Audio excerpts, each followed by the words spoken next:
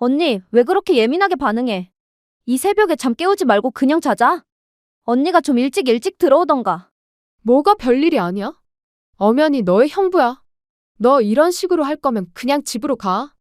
내가 엄마한테 다 말할 거야. 고생하다 겨우 집에 왔는데 꼴이 이게 뭐야? 처제는 처제 방 따로 줬잖아. 그런데 왜 여기까지 와서 잔 거야? 내 방 매트리스는 싸구려란 말이야. 여기 침대가 훨씬 푹신하고 넓잖아. 언니도 없는데 내가 누워있을 수도 있지. 내가 객식구라고 차별하는 거야? 이건 차별하고 말고의 문제가 아니잖아. 애초에 내가 누워서 자고 있는데 처제가 왜 여기로 올라와서 자? 아무리 가족 같은 사이여도 그러는 건 아니지. 됐어. 당신은 상종도 하지 마. 너 그냥 나가.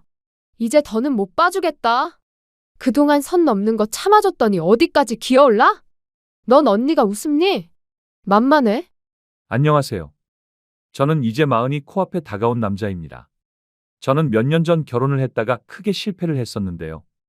그때는 저를 속인 사람들이 너무 밉고 거기에 속아 넘어갔던 제 자신이 너무 원망스럽고 한심스러웠습니다.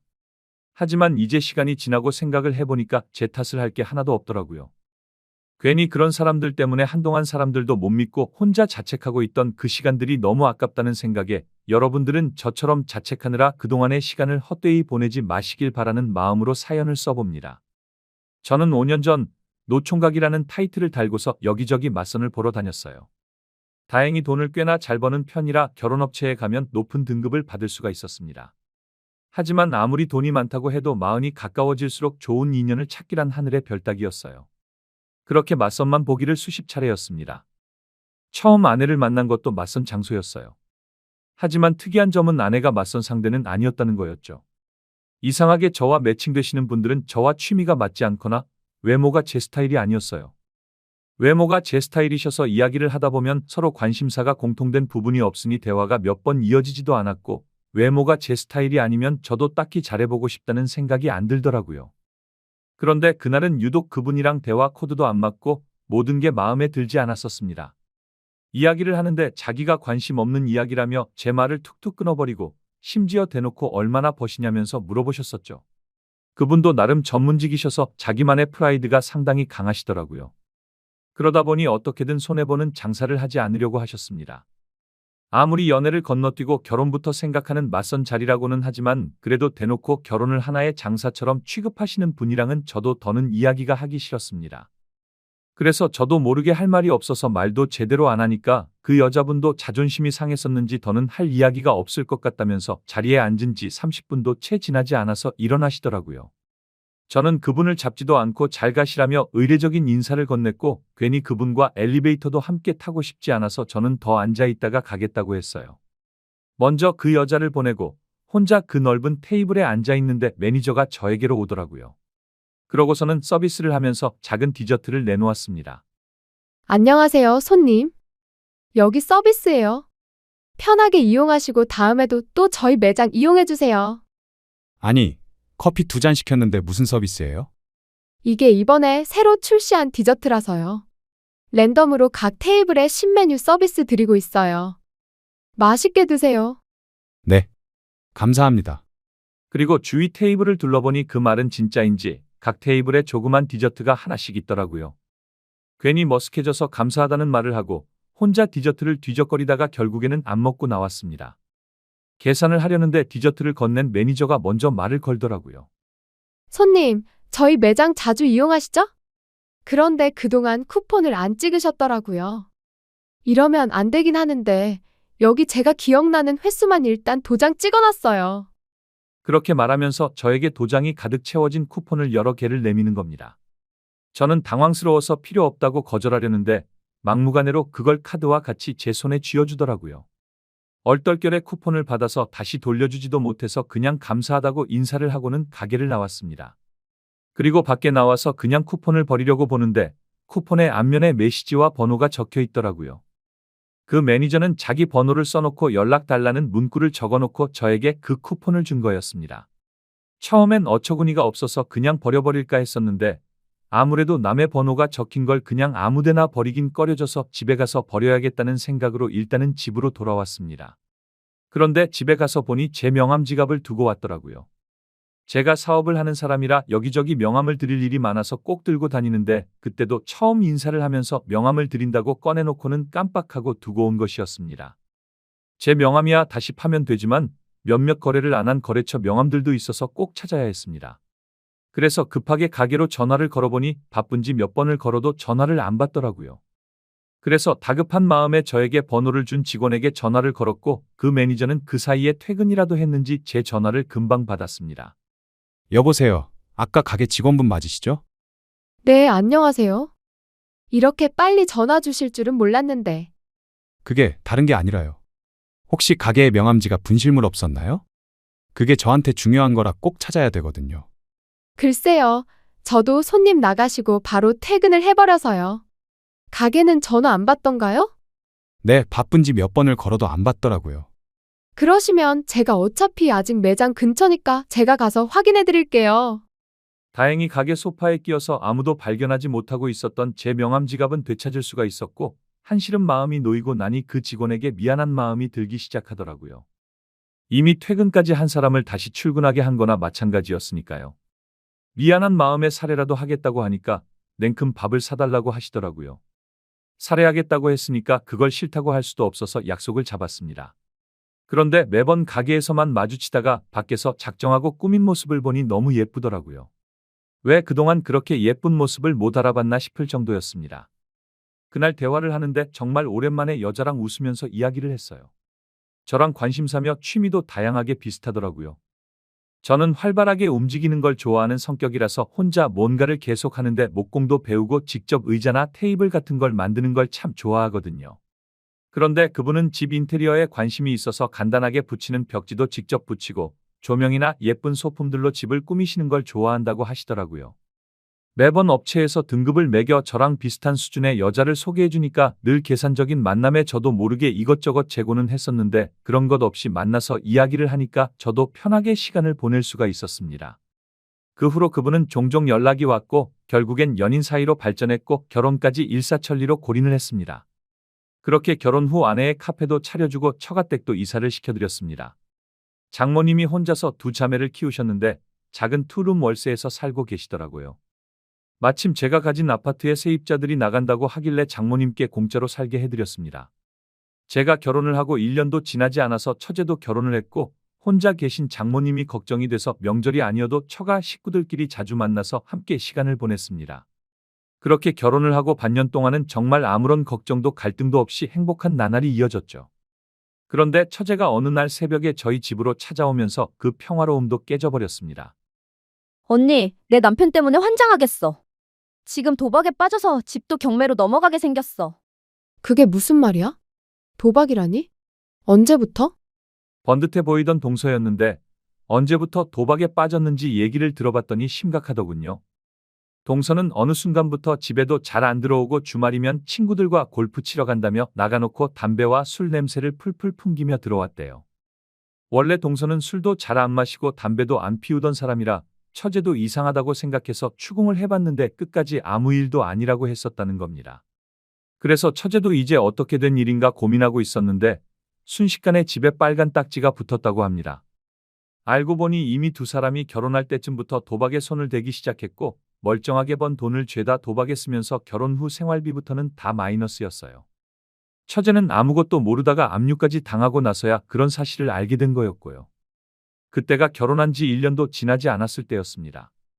처제는 백방으로 돈을 찾아다니며 돈도 벌고 여기저기 돈을 빌려댔지만 그걸로는 턱도 없었습니다. 그나마 돈이 있던 제가 빌려줄 수는 있었지만 처제에게 빌리는 걸 만류했죠. 도박 빚을 갚아주면 또 똑같은 일이 반복될 거라면서요. 처제가 다른 사람에게 돈을 빌리는 것까지 막아줬으니 저에겐 빌려달라고는 안 하더라고요.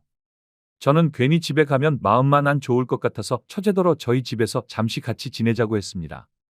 처음엔 민폐를 부린다며 거절했었지만 하루는 집에 다녀오더니 이혼하겠다고 선언하더라고요. 나 이혼할 거야. 이미 같이 살고 있지도 않지만 같이 사는 건 더 못하겠어. 무슨 일인데? 이제 도박은 안 하는 거 아니야? 너한테 그렇게 심하게 걸려놓고 이 서방은 아직도 정신 못 차렸대? 응. 이제는 아예 집에서 도박판을 벌이고 있더라고. 빨간 딱지 정도면 다행이지. 아예 집이고 뭐고 싹 다 날아가게 생겼어. 집에서까지 도박을 한다고? 차라리 경찰을 부르지 그랬어. 경찰 불러도 그때뿐이죠. 어차피 금방 다시 나오면 똑같을 거려. 해봤자 뭐예요. 그 이후로 처제는 아예 저희 집에서 살았고 동서는 그런 처제를 찾지도 않았습니다. 결국에는 처제도 더는 상황이 나아질 것 같지 않다며 결혼한 지 딱 1년 만에 이혼을 했습니다. 하지만 장모님이 아시면 말도 없이 이혼했다면서 혼날까봐 이혼 사실을 숨기고 그 후로는 당분간만 지내기로 하고는 저희 집에서 지냈습니다. 장모님이 이혼한 걸 모르시니 처가로 들어가라고 할 수도 없는 노릇이었으니까요. 그래도 처제와 사이도 좋은 편이어서 셋이서 친구처럼 지냈습니다. 그런데 문제는 처제와 사이가 가까워져도 너무 가까워진 게 문제였습니다. 아내가 없을 때면 그냥 오빠라고 부르면서 팔짱을 끼기도 하고 제가 출근할 때 아내가 뽀뽀를 해주면 자기도 보고 있다가 똑같이 하려고 하는 장난을 치는 바람에 놀라서 다급하게 현관문을 벗어난 게 하루 이틀이 아니었습니다. 처음에는 장난인 걸 알고 있으니까 저도 웃으면서 안 된다고 했었지만 갈수록 그 정도를 모르고 점점 더 심해져서 장난 수준을 넘어가는 행동들도 몇 차례 있었습니다. 그중 예로 들자면 하루는 제가 씻고 수건을 깜빡하고 안 가져와서 아내에게 가져다 달라고 했어요. 그런데 아내가 잠깐 밖에 나갔었는지 처제가 수건을 가져다 주면서 문틈 사이로 제 손을 잡더니 놔주질 않는 겁니다. 뭐 하는 거야, 처제? 이렇게 문 계속 열어놓고 있으면 추워. 수건을 줬으면 물기는 닦게 해줘야 될 거 아니야? 손 하나 남았잖아요. 하나 남은 걸로 닦고 나와요. 옷도 입어야지. 이러고 어떻게 옷을 입어? 왜요? 안 입고 나와도 괜찮아요. 가족끼리 뭐 어때요? 그렇게 한참의 실랑이를 벌이다 제가 점점 짜증이 섞인 투로 이야기하자 그제서야 알겠다며 제 손을 놔줬습니다. 그것뿐만이 아니라 제가 주방에 있으면 백허그를 하는 건 물론이고 제가 소파에 앉아 있으면 무릎 베개를 해달라며 제 무릎 위에 머리를 대기도 했습니다. 처음엔 아내도 아무것도 모르고 그냥 장난인 줄 알고 넘어갔었어요. 그런데 날이 갈수록 아내 앞에서도 심해지니 점점 아내도 기분이 나빠 보였죠. 하루는 아내의 카페 직원이 일이 생겨서 아내가 하루 종일 혼자 카페를 봐야 했었습니다. 저는 아내를 기다리다가 안방에서 그만 잠이 들어버렸고 잠결에 제 옆에 누군가 누워있는 것 같아 아내인 줄 알고 팔베개를 해주고 잠에 들었습니다. 그런데 그날 새벽 저를 깨운 건 다름 아닌 아내의 호통 소리였죠. 화들짝 놀라서 눈을 뜨니 아내가 침대 옆에 서서 저를 내려다보고 있었습니다. 제가 뭘 잘못했나 하는 생각과 동시에 제게 팔베개를 하고 자고 있는 처제를 발견했죠. 저는 깜짝 놀라서 처제를 밀쳐냈어요. 제가 밀어내니 처제도 그제서야 잠에서 깨더라고요. 언니, 아직 해도 안 떴는데 왜 소리를 질러? 여보, 이거 오해인 거 알지? 처제가 왜 우리 안방에 들어와 있는지 모르겠는데 진짜로 아무 일 없었어. 지금 이렇게 옷도 다 입고 잠들었는데 무슨 일이 있었겠어? 지금 무슨 일이 있었는지 없었는지가 중요해? 지금 이 꼬락서니를 보고 아무런 생각이 없게 생겼어? 언니, 왜 그렇게 예민하게 반응해? 이 새벽에 잠 깨우지 말고 그냥 자자. 언니가 좀 일찍 들어오던가. 처제는 당황스럽지도 않은지 뻔뻔하게 아내의 신경을 긁어댔습니다. 뭐 별일도 아닌 걸로 화를 내는 듯 이야기를 하더라고요. 뭐가 별일이 아니야? 엄연히 너의 형부야. 너 이런 식으로 할 거면 그냥 집으로 가. 내가 엄마한테 다 말할 거야. 고생하다 겨우 집에 왔는데 꼴이 이게 뭐야? 아내는 카페 마감할 때쯤 술에 취한 진상 손님들이 카페에서 시비가 붙는 바람에 결국엔 경찰까지 부르고 가게 정리까지 하고 오느라 늦은 거였는데 그렇게 고생을 하고 왔더니 저와 처제가 나란히 누워서 자고 있었으니 당연히 화가 날 만했습니다. 아무리 가족이어도 지켜야 할 부분은 있으니까요. 처제는 처제 방 따로 줬잖아. 그런데 왜 여기까지 와서 잔 거야? 내 방 매트리스는 싸구려란 말이야. 여기 침대가 훨씬 푹신하고 넓잖아.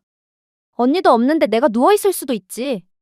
내가 객식구라고 차별하는 거야? 이건 차별하고 말고의 문제가 아니잖아. 애초에 내가 누워서 자고 있는데 처제가 왜 여기로 올라와서 자? 아무리 가족 같은 사이여도 그러는 건 아니지. 됐어. 당신은 상종도 하지 마. 너 그냥 나가. 이제 더는 못 봐주겠다. 그동안 선 넘는 거 참아줬더니 어디까지 기어올라? 넌 언니가 웃음니? 만만해. 아내는 그동안 화가 많이 쌓였는지 엄청 화를 냈습니다. 아내와 만난 이후로 그렇게까지 화를 내는 모습은 그날 처음 봤죠. 그런데 그것도 잠시 처제의 폭탄 발언에 순식간에 방은 싸늘해졌습니다. 왜? 언니도 내 남편이랑 잤잖아. 아니야? 무슨 소리를 하는 거야? 아직 잠이 덜 깼어? 알고 보니 처제가 결혼을 하기 전부터 아내는 동서와 바람을 피우고 있었습니다. 아내는 저와 결혼한 후 제 돈으로 도박을 했었는데 그 도박판에서 만난 게 처제의 남편이었죠. 그렇게 만난 두 사람은 몰래 바람을 피우면서 저와 처제 몰래 스릴을 즐겼고 결국엔 처제가 두 사람의 불륜 현장을 잡아내고야 말았던 겁니다. 처제는 배신감에 언니도 남편도 너무 싫었지만 그래도 가족을 끊을 순 없는 인연이니 남편과 이혼만 하고 언니가 그 불륜 상대라는 걸 알고 있다는 걸 알리지 않고 있었습니다. 괜히 가족과 사이가 멀어질까 봐 배려한 거였는데 자기는 아예 바람을 피웠으면서 자기가 당하니 기분 나빠하는 꼴이 처제는 어이가 없었던 거였죠. 대놓고 복수하진 못하고 그냥 신경만 조금 긁으려는 것뿐이었는데 그런 엄청난 사실을 알고 있으면서 어떻게 아무렇지 않게 있을 수가 있겠어요. 결국엔 처제도 얼마 참지 못하고 알고 있던 사실들을 내뱉어버린 거였습니다. 그동안 형부랑 나 속이고 내 전남편 만나고 다녔던 거 다 알아. 그 사람 입으로 직접 들었으니까. 내가 이혼하고도 만나나 싶어서 사람 붙였더니 아직도 만나고 다니더라? 뭐라고? 얘가 뭐라는 거야? 네가 그걸 어떻게 알아? 그리고 언니, 애초에 형부 사랑해서 한결혼도 아니었잖아. 그런데 뭘 그렇게까지 질투를 해? 형부가 언니한테 돈만 주면 만사 오케이 아니야? 아닌데. 너 무슨 근거로 그런 소리 하는 거야? 엄마가 언니를 얼마나 끔찍하게 아끼는지 뻔히 아는데 처음 보는 형부는 두 손 들고 환영했으니까 이미 검증도 다 됐다는 거 아니겠어?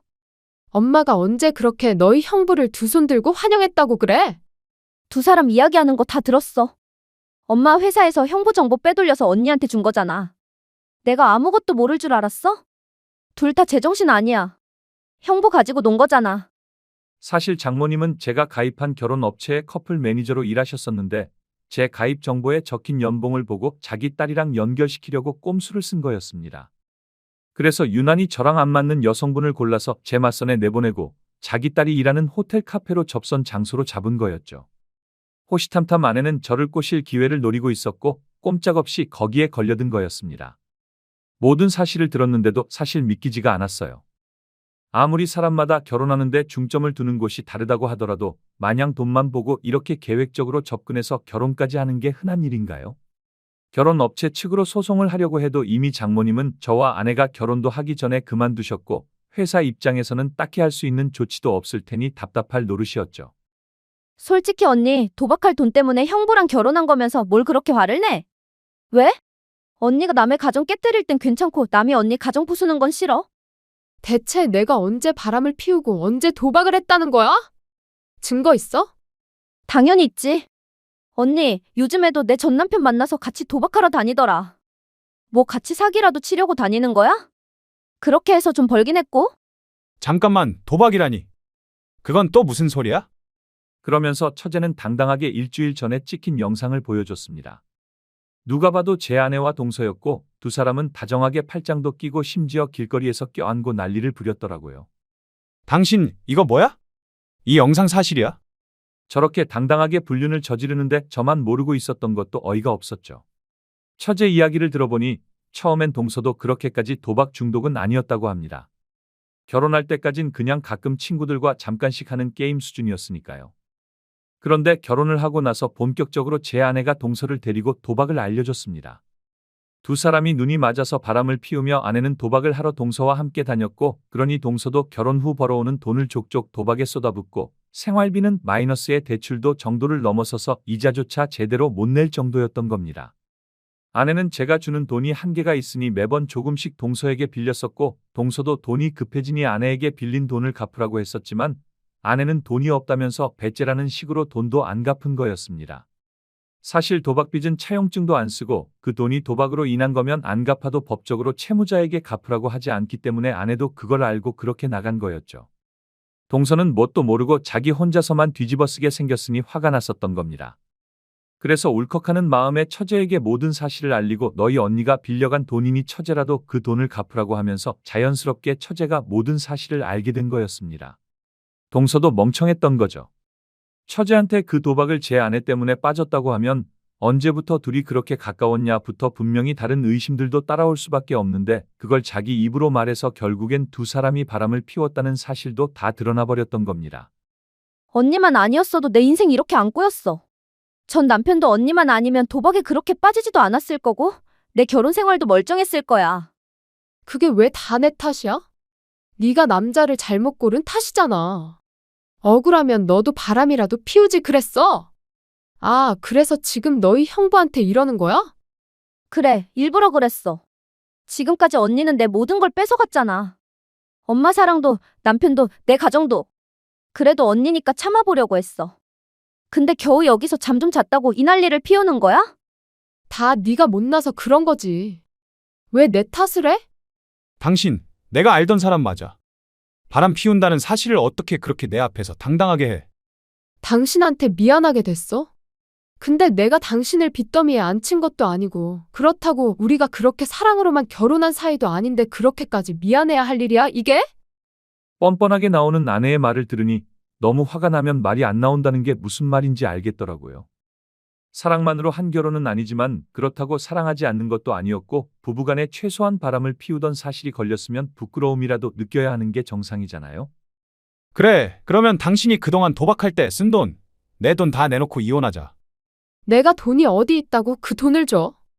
난 돈 없어. 그래, 그러면 일단 당신 카페부터 도로 내놔. 그리고 장모님이 사시던 집 거기도 나가셔야지. 이제 사위 집이 아닌데 공짜로 살게 해드릴 순 없지. 어차피 카페 4명이잖아. 이미 내 건데 내가 왜 그걸 도로 줘야 되는데? 엄마 집도 어차피 전세 계약했잖아. 계약서가 있는데 그게 마음대로 돼. 아내는 뭐가 그리 자신만만한지 당당하게 나오더라고요. 장모님이 저희 집에 들어오시면서 원래 가지고 계시던 전세금을 빼서 계약금으로 거셨었거든요. 그걸 믿고 아내도 당당하게 나오는 거였죠.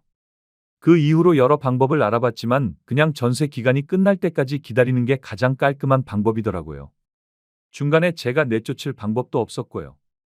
결국 찜찜한 채로 손해를 보고 있어야 된다는 거였죠. 일단 이혼이라도 하자는 생각으로 서류를 접수했었는데 처제가 찾아왔습니다. 형부, 이혼하지 말고 위자료 소송을 해요. 위자료는 무슨 위자료요? 상간남 위자료 소송이요. 두 사람 뻔뻔하게 아직까지 만나고 있어요. 몰랐죠? 처제의 이야기를 들어보니 상간남 위자료 소송을 몇 번이고 할 수 있더라고요. 위자료를 내고도 계속 만나면 또 소송해서 또다시 받아내면 되니 그렇게라도 자기 복수를 대신해 달라고 하더라고요. 처제의 이야기를 들어보니 처제가 왜 그렇게까지 복수를 하고 싶어 하는지도 알 것 같았습니다. 장모님은 어렸을 적부터 예쁘장한 언니한테만 투자하면서 좋은데 시집 보낼 거라며 처제한테는 신경도 안 쓰고 필요한 돈도 잘 안 줬다고 하더라고요.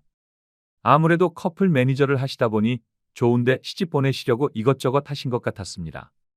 그런데 장모님이 아내만 예뻐하니 아내도 대놓고 처제를 무시했었고 처제는 그래도 가족이라는 생각에 꾹 참아왔었다고 해요. 그런데 결국엔 이 일이 터지고 나서도 장모님은 오히려 일을 왜 이렇게 크게 키우냐면서 처제에게 언니 결혼 생활까지 망치니 속 시원하냐며 오히려 처제를 혼냈다는 겁니다. 그 이야기를 듣는데 어떻게 제정신이 아닌 사람들 속에서 버틴 건지 대단해 보일 정도였어요. 그래도 그 덕분에 아내와 이혼하지 않고 몇 번에 걸쳐서 상간남 소송을 걸었습니다. 그동안 개인회생 신청도 해서 빚도 많이 청산됐더라고요. 그래서 숨 쉴 틈 없이 위자료를 받아냈습니다. 학습 효과도 없는지 아니면 다시는 안 걸릴 거라고 생각하는지 몇 번을 소송을 해도 꼭 몰래 만나다가 다시 걸리더라고요. 한때 동서였던 그 인간도 참 그동안 그 여자한테 뜯긴 돈이 얼만데 아직도 만나고 있는 걸 보니 그냥 끼리끼리 잘 만났다 싶었습니다.